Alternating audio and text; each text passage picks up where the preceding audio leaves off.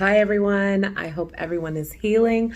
I hope everyone is well. I hope everyone is doing the work they need to do on themselves.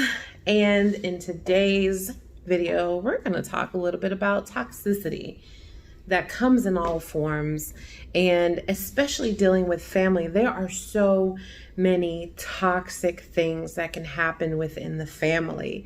There's sexual abuse and trauma. There's verbal abuse and neglect and trauma that can build up throughout generations.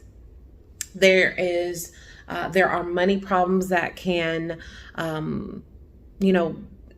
sour family relationships. There's comparisons, that parents can make to children can make to each other, and so on and so forth. There's sexual abuse and trauma. I'm not sure if I said that, but there's sexual abuse and trauma that can happen in families, and some of us know that all too well. And some of us are healing from that trauma, and that is something that's very toxic that needs to be flushed out the system on our journey. But it's hard when these things come from a family member. It's hard when these situations, these drama pieces of our life come from the people that we were supposed to trust, come from the people that we're supposed to call blood. It's hard when you have the mom, the dad, the brother, the aunt, the uncle, the great aunt, the great uncle. Some of us have been raised by our grandparents. Some of us have been raised by just our aunts or just our uncles. Some of us have been raised in, had to raise themselves even in their situations. So there are certain toxic elements that can continue on in the family if those things are not identified and dealt with. Go with me here for a second.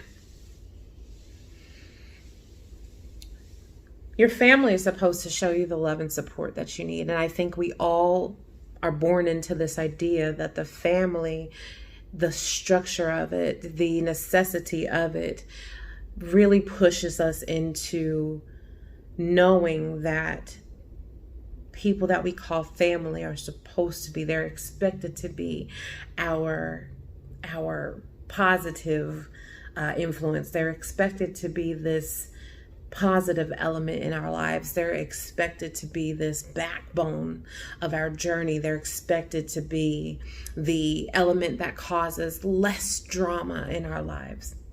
That's what the expectation is with family. And to be honest, that can happen. That does happen. Not all family is bad. Not all family is toxic. But we do have to rule out the ones that are. And when I say that, we have to identify the people. Let's identify these toxic behaviors. Sometimes it may deal with, name calling and body shaming, not respecting each other's boundaries, not respecting each other's space, not respecting each other's needs, not giving needs, not, considering needs or considering wants, not communicating in a proper manner where, if you are in a communication with your family member, let's say, for instance, they start using hate speech towards you or slurs towards you or body shaming or name calling, those things can be pretty toxic. Sometimes even with money, and going back to that, I know I mentioned that earlier in the video, but even with money, lending money to family members, we have heard the time-old tale of lending money to family members and it not being the ideal situation, because now that relationship has soured, or maybe somebody expected the money back and you don't get that money back in time, and so now there's a conflict, and now we're dealing with two bumping heads, and now I got to see you because your family, you might be at the barbecue next summer, or you might be somewhere where we might live in the same area, we may live in the same house, and I may see you buying some stuff there, that I see you got money, so where my money at? All that are toxic behaviors. Even jealousy and comparison, we have to be able to break these toxic chains in our family, break these toxic behaviors, and really start focusing on the fact that family is supposed to be the positive element in your life. Now, of course, we know the cliche, friends can be turned into family. Even down to not having that family support can make you really feel like sometimes you need to build your new family. Now, I get it. Let's talk about this healing journey as well. Family can help you along your path. When we identify the good people that are in the family that support, that's the ones that we hold on to, that we take along the journey with us. But once we identify the toxic ones, let's talk about how we need to set those people aside. Number one, forgiveness of that family member or those family members. Forgiveness is for your healing. It is not for theirs. It can be for theirs, but it is not your responsibility to heal them. Your responsibility is to heal yourself. Your responsibility is to forgive so that you can release a burden. You can release that toxicity and you can release yourself into a space of healing that comes from knowing that you're bigger than the situation at hand. So number one, I would definitely recommend learning how to forgive in that situation. Forgiveness doesn't mean forgetfulness. We all are human. Some things you just don't forget. But we have to be able to let ourselves have that space to move past the toxic behaviors that have been done towards us. Now, when we forgive, it doesn't mean that we have to be buddy with somebody. It doesn't mean that we have to be, up under that person. It doesn't mean that we have to be, I'm fine, do this one more time to me. I haven't learned my lesson. No, forgiveness can mean that you love them or you hate them from afar. And I don't recommend hate. That's not what I mean. But that, when you forgive somebody, you allow yourself to release that toxin.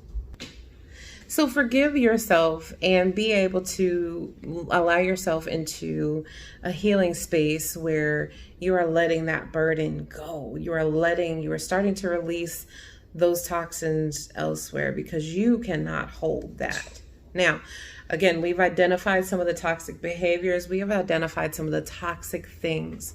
Now, the last point I want to make is that when you identify these things and you learn how to forgive yourself, then you start identifying the good in the family, because not everything about the family is bad. You start identifying the good about the family. That way, you are starting to break the toxic, dysfunctional chains of the family. When you start identifying the good in the family, the positives that the family actually brings, you start realizing that the things that don't align with that purpose, the things that don't align with the good and the positive familial behaviors and expectations, those are the things that we need to let go of. Those are the toxic things that you need to be able to say, hey, I identify it, I see it, let's work on moving this out of my space, of my healing space. So being able to identify the good in the family, the positives in the family, and connect with that, not dwelling on the negative toxic behaviors. Breaking generational curses is where we're at, and that's why you need to be able to identify the positives and build that up, like positive reinforcement.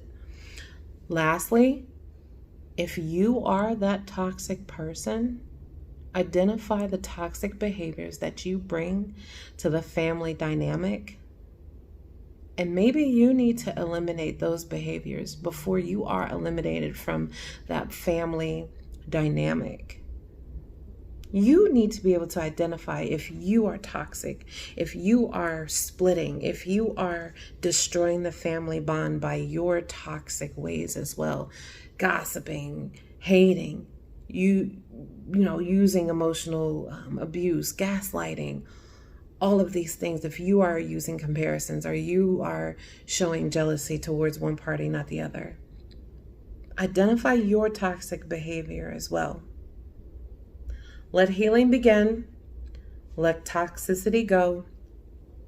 Remember to identify your toxic behaviors as well as others. Remove those toxic people by setting boundaries, being bold in your boundaries, being brave in your boundaries, because you are here on this healing journey of wellness. We'll see you again in the next video. Thanks for joining me. Stay well, stay guided. See you soon.